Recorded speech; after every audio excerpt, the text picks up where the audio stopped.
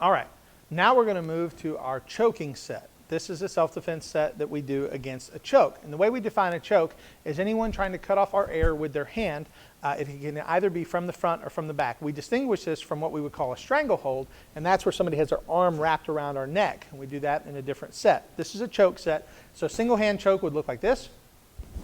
A double hand choke would look like this. And then we have a rear choke, which is someone reaching around and trying to choke us from the rear. And that can happen and is possible, so we deal with all three of those. The first thing is the single hand choke. If a person is grabbing with a single hand choke, the easiest way to defend against this is to recoil our neck and use our hand to push the hand away. And you'll notice it's very, very simple. I'm not doing anything complicated. It's just like that. Now, are there other things that we can do? Absolutely. We could grab arm bar, we could pull and wrist lock, but that's not what I want for the beginning, the basic. The basic is, understand, he cannot get his fingers around my neck. Because he can't get his fingers around my neck, he can't really have a good grip. Because he can't have a good grip, it really is a matter of just pushing it off. And the same thing applies to a two-hand wrist grab, or two-hand choke. If he's got two hands choking me here, if I were to come up into the middle, and I've actually seen a video where they teach to come up into the middle, knock the hands off, and chop. So if he grabs me and I come up in the middle, the problem is I can't knock his hands off. I'm just not strong enough. Even though I'm probably, I certainly have more mass than Mr. Noah, and I'm probably a little bit stronger in my upper body, I don't have enough strength to push his arms out. However, I have enough strength to push his arms in. So hold tight. All I do is, again, I recoil my neck and cross his arms. So that's my technique. To knock the microphone. One more time. Pull and recoil and cross the arms. So both techniques are push off. Either push off single hand or push off two hand. If you are an advanced student, single hand. The single hand push off like this, or rather, let me back up and say this. All students should be responding with something. It should absolutely always be a response. Either you're retreating or you're returning fire. You're never just standing there like this. So if you're a basic student, a basic response is 1, 2.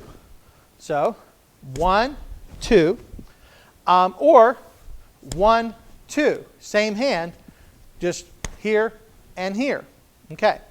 Now, if you are an advanced student on the two hand, I want you to think about the technique which we call the augmented block or the augmented strike. When he grabs me and I do my hands like this and I cross his arms, I'm going to use the top arm and trap it against his body and follow up with my back fist to the face. So it looks like this when it's all together. He's choking me and I'm right inside here and I'm using my technique from my kata. So there's one example of what we call bunkai, or the explanation of a kata. Your kata does this. You can be thinking a person's grabbed me, I trap their arms, and I use this to attack the face. So that's an example of something that you more advanced students can use to practice at home.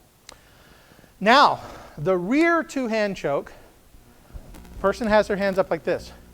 The response to the rear two-hand choke, obviously I'm not going to push off because it's not in front of me. I have to turn and face my opponent. Now, the most important part of this technique is what I do with my feet. Because what I'm going to do with my hands is I'm going to bring my hands up and around. And I'm going to trap his arms. But you'll notice, to do that, I'm going to do it now without my hands. Grab again. Watch my feet. Notice my feet are doing a C-step. You have to do the C-step. This arm comes up, and this arm chases the others around in a circle.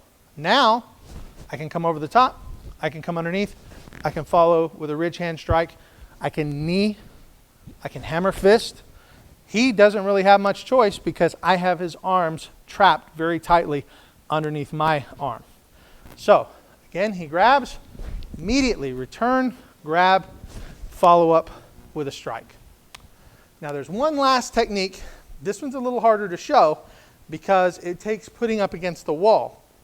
But we have on the test a two-hand choke against the wall. And what the reason for this, making this distinction,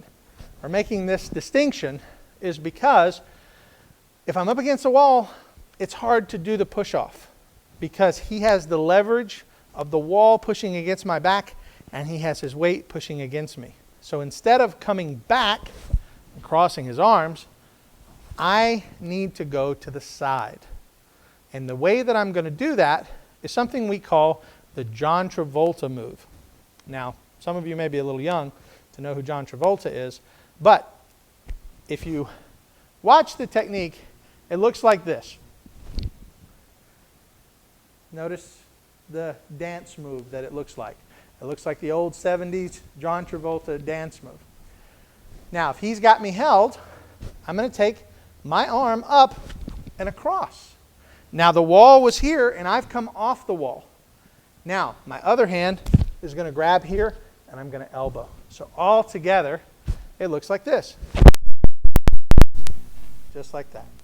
So we call that the John Travolta escape because our body is coming out the side. My hips move, my body follows my hips. So that's our 4 techniques for our choking defenses. Single one-hand choke, two-hand choke to the front, two-hand choke to the rear, two-hand choke against the wall.